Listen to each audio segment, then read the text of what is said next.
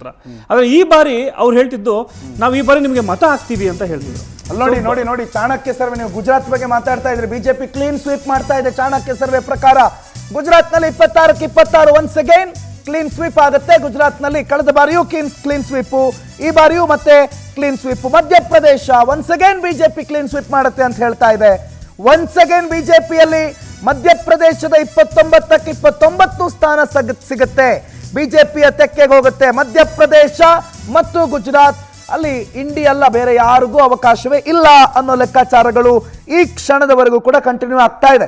ಇದನ್ನೇನ್ ಮಾಡ್ತೀರಿ? ಮಧ್ಯಪ್ರದೇಶ, ಉತ್ತರ ಪ್ರದೇಶ, ರಾಜಸ್ಥಾನ್ ಮತ್ತು ಗುಜರಾತ್, ಈ ನಮ್ಮ ಭಾರತದ ಒಂದು ಈ ಮ್ಯಾಪ್ ಅನ್ನು ನೋಡಿದಾಗ ನೀವು ಖಂಡಿತವಾಗ್ಲೂ NDA ಒಂದು ಬಲಿಷ್ಠವಾಗಿ ಅಲ್ಲಿ ಆ ಒಂದು ಪವರ್ ಇದೆ. ಯಾಕೆಂದ್ರೆ ರಾಜಸ್ಥಾನಕ್ಕೆ ನೀವು ಕೊಟ್ರಿ ಪವರ್ ಅಷ್ಟೇ ಅಲ್ಲ ಹೇಳಿದ್ದು. ಈ ರೀತಿಯಾಗಿ ನೀವು ನೋಡಿದಾಗ ಚುನಾವಣೆಯಲ್ಲಿ ನೋಡಿದಾಗ ಅಲ್ಲಿದೆ. ಯಾಕೆ ಅಂದ್ರೆ ಅಲ್ಲಿನ ಒಂದು ಆ ಶೈಲಿಯ ಕಲ್ಚರ್ ಇರ್ಬೋದು. ಮತ್ತು ಈಗ ತಾವು ಉತ್ತರ ಪ್ರದೇಶದಲ್ಲಿ ನೋಡ್ಬೋದು, ರಾಮ ಮಂದಿರವನ್ನು ಇನಾಗ್ರೇಷನ್ ಮಾಡ್ತಾರೆ ಎಲೆಕ್ಷನ್ಗಿಂತ ಮುಂಚೆ, ಅದು ಕೂಡ ಎಫೆಕ್ಟ್ ಆಗಿದ್ದಾವೆ. 80 ಸೀಟುಗಳು ಅಂದರೆ ಭಾರತದ 500 ಏನು ನಾವು ಇದ್ದಾರೆ ಅದರಲ್ಲಿ ಕನಿಷ್ಠ 1% ಅಂದರೆ 10%, 15% ಅಷ್ಟು ಉತ್ತರ ಪ್ರದೇಶದಿಂದ ಚುನಾವಣೆಗೆ ಬರ್ತಾರೆ. 80 ಸೀಟ್ ಇದೆ ಅಲ್ಲಿ. So it's A deciding factor.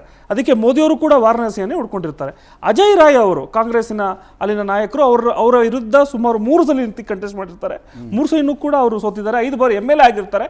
So ಅಂದರೆ ಈ ಉತ್ತರ ಪ್ರದೇಶದಲ್ಲಿ ಏನು ಡಿಸೈಡ್ ಆಗುತ್ತೋ ಫ್ಯಾಕ್ಟರ್, ಅದು ಈ ಒಂದು ಏನು ಈ ಸೆನ್ಸಸ್ ಇರ್ಬೋದು ಅಥವಾ ಈ ಎಕ್ಸಿಟ್ ಪೋಲ್ ಇರ್ಬೋದು, ಈ ಫಲಿತಾಂಶವನ್ನು ಹೈಕ್ ಮಾಡುತ್ತೆ ಅಂತ ಹೇಳಕ್ಕೆ ನಾನು ಇಷ್ಟಪಡ್ತೀನಿ.